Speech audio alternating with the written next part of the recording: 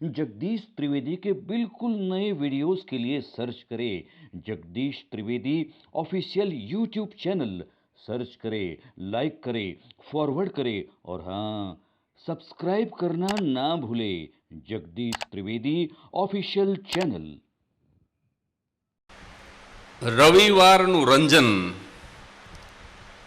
આ કાર્યક્રમ નિહાળે રહેલા તમામ મુરબ્બીઓ, માતાઓ, ભાઈઓ, બહેનો અને ભૂલકાઓને આપના મિત્ર જગદીશ ત્રિવેદીના સહર્ષ નમસ્કાર.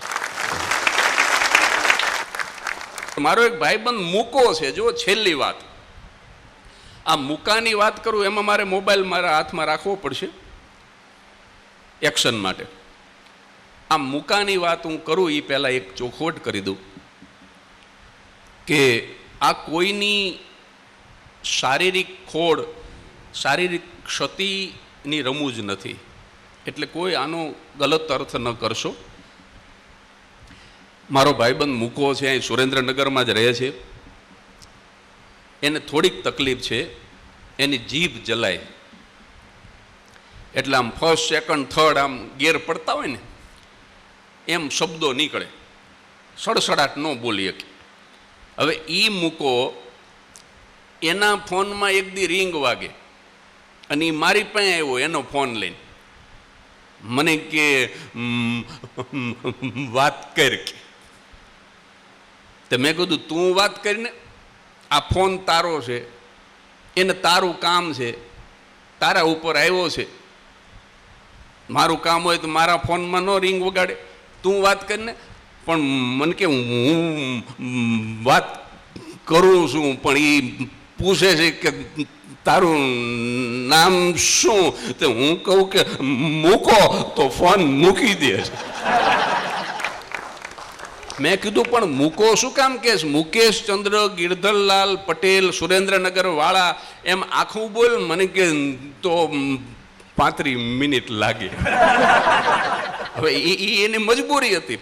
અમે અમારા રંભાબેન ટાઉન હોલમાં સુરેન્દ્રનગરની અંદર અમે સિંગિંગ કોમ્પિટિશન રાખી. મેં કીધું હિન્દી ફિલ્મના ગીતનો કાર્યક્રમ, એમાં મૂકો આવ્યો. બોલો. એ કે મારું નામ લખો. મેં કીધું મૂકા તું રહેવા દે, કારણ કે એને ગીત ગાવું હોય તો એને 3 દીની હક રજા લેવી પડે ને. હમણાં છરી લેવા ગયો મૂકો, તે છરીવાળાની દુકાને જઈને કે તમારી પાસે છરી છે? ઓલો કે એવડી મોટી નથી. ઓલાને એમ થયું કે આ સાઈઝ બોલે છે. આ ફોનની વાત આવી ને, મારો એક ભાઈબંધ બીજો છે, એ પાછો દરજી છે. તે એનો મને ફોન આવ્યો, મને કે જગદીશભાઈ મારો નવો નંબર કે લખી લ્યો, અને નંબર ઉપરથી ખબર પડી જાય કે આ દરજીનો નંબર છે. મેં કીધું નંબર ઉપરથી ન ખબર પડે? મને કે ના ના, મારા નંબર ઉપરથી ખબર પડી જાય. મેં કીધું શું? મને કે 52525552.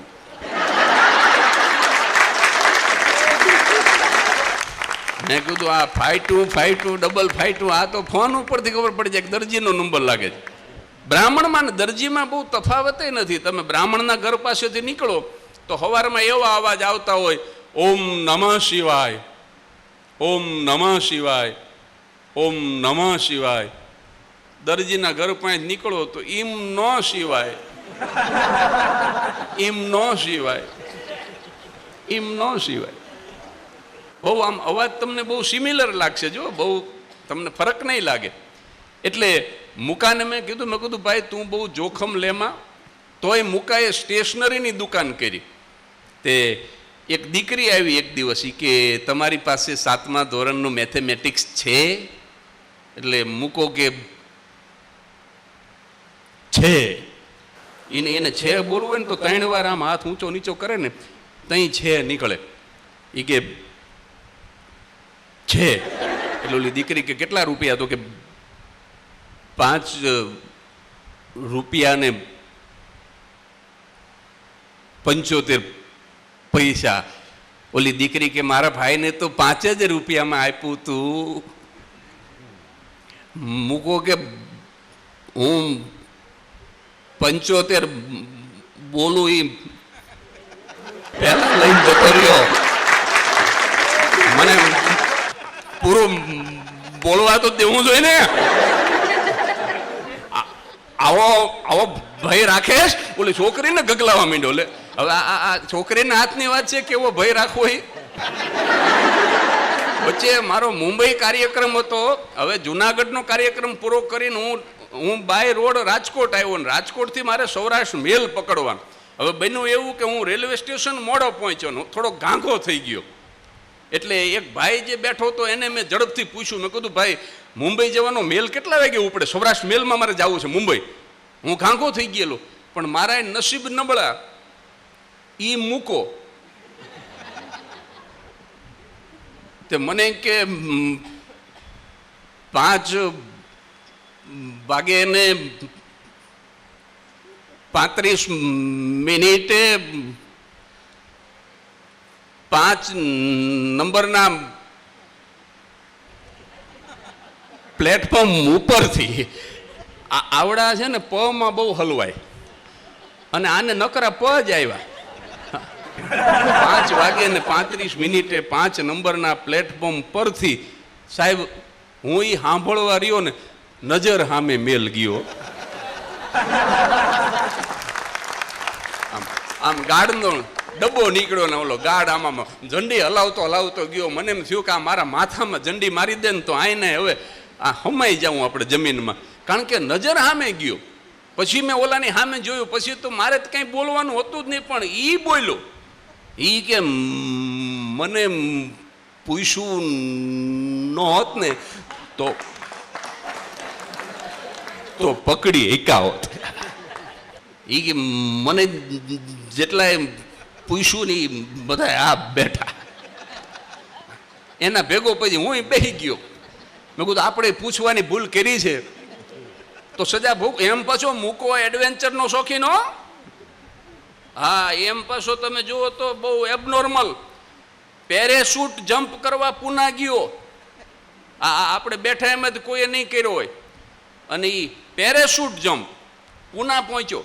અને ઓલો જે ટ્રેનર હતો એ બધાને પાછો કહેતો હતો એ કે જો હું પેરેશૂટ બધાને બરાબર બાંધી દઉં, ચેક કરી લઉં, પછી આપણે ટેક ઓફ કરશું.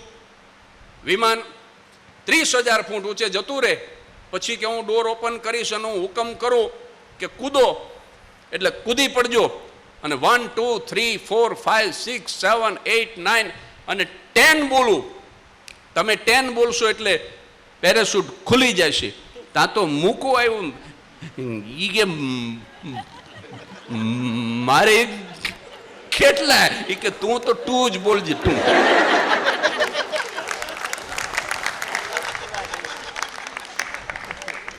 તું જો 10 સુધી ગયો ને તો અભાગ્યા જમીનમાં જતો રહીશ તું. એટલે તું તો 2 થી આગળ વધતો જ નહીં. અમદાવાદ સિટી બસ સ્ટોપ ઉપર હું ઊભો હતો અમદાવાદ. અને એમાં એક ભાઈ ઢીચણ ઉપર પાટો બાંધેલો. હવે હું એને ઓળખું નહીં, એ મને ઓળખે નહીં. હવે મારે કાંઈ આ કરવાની જરૂર જ નહોતી. પણ આપણે ઘણી વખત છે ને સામે હાલીને પીડા વોરેલી. મેં એ ભાઈને ટાઈમપાસ માટે પૂછ્યું. મેં કીધું આ તમને શું થયું? હવે મારા નસીબ નબળા. એ મૂકો. મને કે કૂતરું ઝપટ કરી ગયું. મેં કીધું ભલામણા આમ કૂતરાને હેડ નો કહેવાય પણ કે હું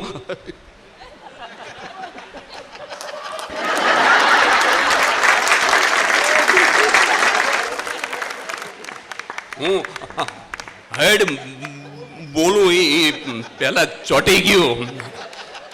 મને કેમ હું બોલું એટલી રાહ તો જોઈ ને. બોલું એ પેલા ચોટી ગયું. એક ભાઈને તો કૂતરાએ પીંડી મોઢામાં લઈ લીધેલી, મોઢામાં પીંડી, અને તોય પાછું ઓલો દાંત કાઢે. મેં કીધું એટલે આ કૂતરાએ હમણાં પીંડી તારી કાઢી નાખશે. પણ પછી કૂતરાએ પીંડી મૂકી દીધી ને પછી મારી પાસે આવીને મને કે દાંત શું કામ કાઢતો ખબર છે? મેં કીધું ના, મને કે કૂતરું હાવ બોખું હતું. મને ગલગલિયા થતા હતા સાચું કહું કે. મેં કીધું પણ તોય ભલે બોખું તો બોખું પણ એકવાર ડોક્ટરને મળી લો કીધું. ડૉક્ટરને મળી લે, આમાં કંઈક બીજું થાય. તે ડૉક્ટર પાસે ગયો, ડૉક્ટરને કે સાહેબ કૂતરાએ આમ પીંડી મોઢામાં લઈ લીધી પણ કૂતરું હાવ બોખું હતું. સાહેબ કે એકે દાંત નહોતો? એ કે ના. તો કે હોય વગરનું ઇન્જેક્શન લઈ લે. 150 રૂપિયા લીધે છૂટકો, એને જાવા તો દે જ નહીં હાવ. તે ઓલો કે બોલું એ પહેલા છોટી ગયું. તમે કીધું હવે મને કે 1 કિલોમીટર છેટે કૂતરું દેખાય ને ત્યારથી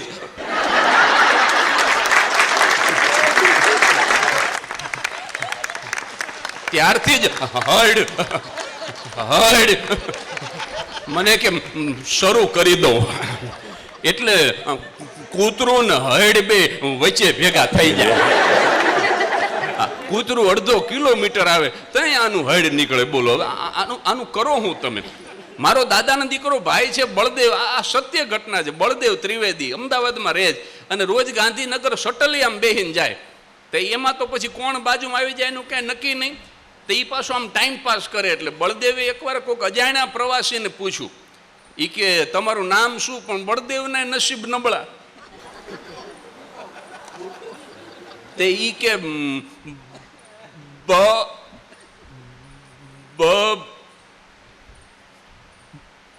બળદેવ. ઠેઠ હાઈકોર્ટ થી શરૂ કર્યું ને તે નિરમા પાસે બળદેવ નીકળ્યું. પછી એને હામો વિવેક કર્યો મારા ભાઈને. ઈ કે તમારું નામ? એટલે મારા ભાઈએ કીધું એ કે નામ તો મારું બળદેવ, પણ મારે આટલું બધું બળ ન દેવું પડે. આ તે જે હાઈકોર્ટ થી નિરમા સુધી દીધું ને એટલું બધું મારે બળ ન દેવું પડે, બાકી નામ તો મારું બળદેવ. પણ મેં તમને શરૂઆતમાં કીધું હતું કે આ કોઈની શારીરિક ખોડની વિનોદ નથી, કોઈની એવી મજાક નથી, પણ આની અંદર એક મોટિવેશન છે, એક પ્રેરણા છે. અને એ હું હવે તમને કહી અને મારી વાત પૂરી કરું. સાહેબ, આ વિશ્વની અંદર એક પણ વ્યક્તિ પૂર્ણ નથી. આ એક સનાતન સત્ય. આ દુનિયામાં કોઈ પૂર્ણ નથી, કારણ કે પૂર્ણ કેવળ અને કેવળ પરમેશ્વર છે. અને એટલા માટે એને આપણે પૂર્ણ પરમેશ્વર કીધો છે. બાકી બધા જ અપૂર્ણ છે સાહેબ. માણસ માત્ર અપૂર્ણ છે. કંઈક ને કંઈક, કોકને કંઈક શારીરિક ખોડ હોય, કોકને શરીરથી કાંઈ વાંધો ન હોય તો એની પાસે સંપત્તિ ઓછી હોય, સંપત્તિ પણ હોય તો ઘણી વખત એનો પરિવાર સારો ન હોય, પરિવાર સારો હોય તો ઘણી વખત અકલનો છાંટો ન હોય. સાહેબ, કંઈક ને કંઈક ખોડ, કંઈક અધૂરપ ઈશ્વર દરેક મનુષ્યમાં મૂકે છે. આત્મા જ્યારે પરમાત્માને પામે છે ને ત્યારે જ અધૂરપ મધુરપ બની જાય છે સાહેબ. હજુ આ વાતને સમજવા માટે એક દાખલો આપું કે ગંગાજળમાંથી મદિરા બનાવો, ગંગાજળનો દારૂ બનાવો તો પણ એ ગ્રહણ ન કરી શકાય. એમ ન કહેવાય કે આ તો ગંગાજળમાંથી બનાવ્યો છે, ભલામણ આ તો પીવો નહીં સાહેબ. એ ગંગાજળમાંથી બની હોય તો પણ એ મદિરા છે, એ સુરા છે. પણ એ જ સુરાને જો તમે ગંગાના જળમાં પધરાવી દો તો એ ગંગાજળ બની જાય છે સાહેબ. ગંગા નદીની અંદર પધરાવી દો તો મદિરા પણ ગંગાજળ બની જાય છે. આ તફાવત જે ગંગાજળમાંથી બનેલી મદિરામાં અને ગંગાજળમાં છે એ જ તફાવત આત્મા અને પરમાત્મામાં છે. એ જ તફાવત જીવ અને શિવમાં છે સાહેબ. જીવ ક્યારેય શિવની કક્ષાએ ન પહોંચી શકે અને એટલા માટે પૂર્ણ પુરુષોત્તમ એક જ પૂર્ણ હોય, બાકી જગતની તમામ વ્યક્તિ અપૂર્ણ છે.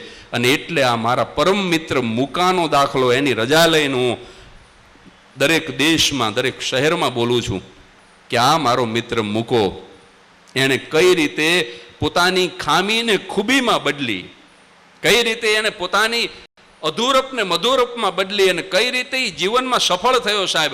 દરેક માણસ પોતાની ખામીને ધારે તો ખૂબીમાં બદલી શકે.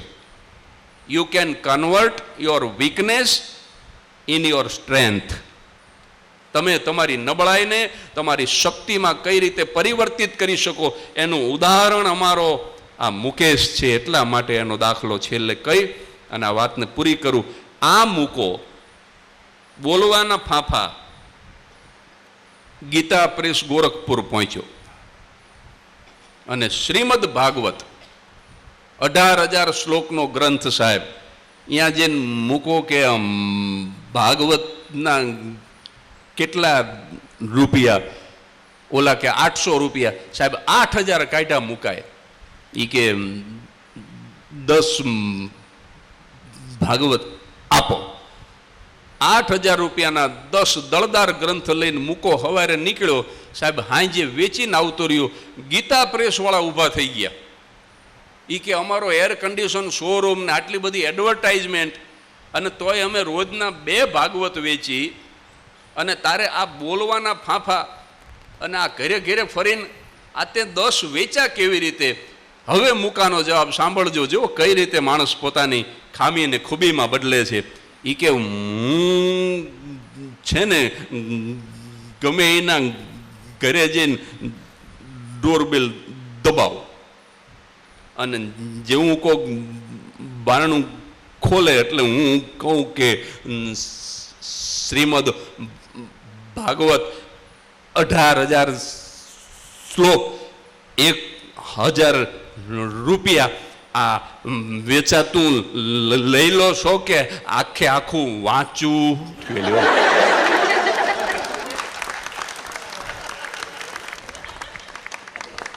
ગમે એ માણસ ધડ દે ને 1000 કાઢ્યો. એ કે ભાઈ સાહેબ તું ન વાંચ. મુસલમાન ભાગવત લેવા માંડ્યા.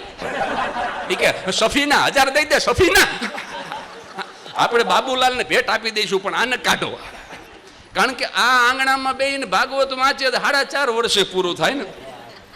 આને જમવાનું ન આપો ને ખાલી ચા આપો ને તો 18,000 રૂપિયાની થાય. એના કરતા આને 1000 આપી દો, ભાગવત લઈ લો. ભાઈ તું જા. એટલે જે માણસ પોતાની ખામીને, પોતાની ઉણપને જે ખૂબીમાં કન્વર્ટ કરે છે સાહેબ, એ જીવન તરી જાય છે. એટલે ક્યારેય કોઈ પણ બાબતની ઉણપ હોય, કોઈ પણ બાબતની ખામી હોય, સાહેબ મને બોલતા આવડે એ સિવાય મને કાંઈ નથી આવડતું. બોલો, આ થોડુંક એ તે બહુ આવડે છે એવો કોઈ મારો દાવો નથી, પણ થોડુંક મને બોલતા આવડે છે, એ સિવાય મને કશું જ આવડતું નથી. પણ ઈશ્વરની કૃપા તો જુઓ તમે, આટલી એક સાવ નાનકડી આવડત, એના કારણે આ એક નાચીજ કલાકાર એ જીવનની અંદર સફળ થઈ ગયો સાહેબ. તો તમારે કોઈ પણ જાતની ઉણપ હોય તો એનાથી ગભરાવાની જરૂર નથી. તમને જે આવડે છે એવી નાનકડી વસ્તુ પણ તમે પકડી લેશો ને. મારા ગુરુ શાહબુદ્દીન રાઠોડ સાહેબ એમ કહે છે કે જગતને ઉપયોગી એવું કાંઈક તમે શીખી લ્યો ને, પછી તમે જંગલમાં હશો ને તો જગત જંગલમાં આવશે. ભલા માણા, કંઈક આ દુનિયાને ઉપયોગી થાય એવું હું તમે શીખી લઈ. આ સાઉન્ડવાળાને બસ આટલું જ આવડી જાય કે હું સારામાં સારી રીતે સાઉન્ડ ઓપરેટ કરી શકું. આ વિડીયોવાળાને બસ આટલું જ આવડી જાય કે હું સારામાં સારી રીતે વિડીયો શૂટ કરી શકું. એમ દરેક માણસની અંદર ભગવાને કાંઈક ને કાંઈક આવડત મૂકી છે. છેલ્લી 1 મિનિટની વાત કરી દઉં. આ મારો મૌલિક વિચાર તમને ગમશે કે સાહેબ આ બોલપેન બનાવતી જે કંપની છે, આ 5 રૂપિયાની બોલપેન,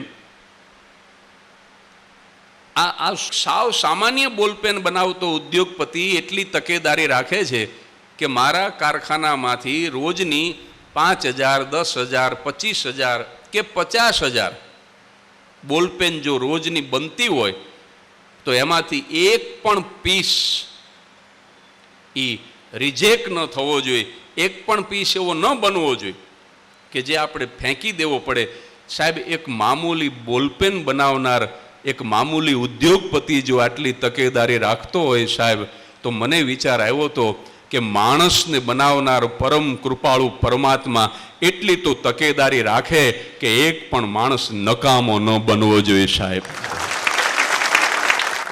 આવા મૂલ્યવાન નંગનું ઉત્પાદન કરતો આ સૌથી મોટો ઉદ્યોગપતિ, મોંઘામાં મોંઘું પીસ બનાવતો આ દુનિયાનું, એ એટલી તો તકેદારી રાખે કે મેં બનાવેલો એક પણ માણસ એ વ્યર્થ ન જવો જોઈએ, એ નકામો ન હોવો જોઈએ. અને એટલા માટે ઈશ્વર દરેક માણસની અંદર કાંઈક ને કાંઈક ટેલેન્ટ મૂકે જ છે. એક પણ મનુષ્ય પ્રતિભા વગરનો ન હોઈ શકે સાહેબ. પણ કોઈ ફૂટપાથ ઉપર કોઈ ભૂખો અને ઉઘાડો કોઈ હૂતો હોય અને કદાચ કડકડતી ઠંડીમાં એ ગુજરી જાય તો મને એવું લાગે છે કે એની પ્રતિભાને પારખવામાં આ સમાજ થાપ ખાઈ ગયો છે, નહીતર એ માણસ આવી રીતે મરે નહીં, કારણ કે એની અંદર પણ કંઈક ને કંઈક હોય જ. એટલે તમારા દરેકની અંદર ઈશ્વરે કંઈક મૂક્યું છે. મને સહેજ આ નાનકડી આવડત આપી છે કે હું 2-4-5 કલાક મારે બોલવું હોય તો બોલ્યા કરું આમને આમ. તો એવી કંઈક ને કંઈક આવડત દરેક વ્યક્તિની અંદર ઈશ્વરે મૂકી હશે. તમારી પ્રતિભાને પારખજો, પરમ તત્વ ઉપર શ્રદ્ધા રાખજો અને પરિવાર સાથે પ્રસન્નતાથી જીવન જીવજો, કાયમ હસતા રહેજો. અને બહુ કપરા કાળમાંથી મારું તમારું હિન્દુસ્તાન અને આખું એ વિશ્વ પસાર થઈ રહ્યું છે, ત્યારે એટલી જ શુભેચ્છા રાખું કે તમે બધા નિરોગી રહેજો, તમે બધા સ્વસ્થ રહેજો. Thank you very much.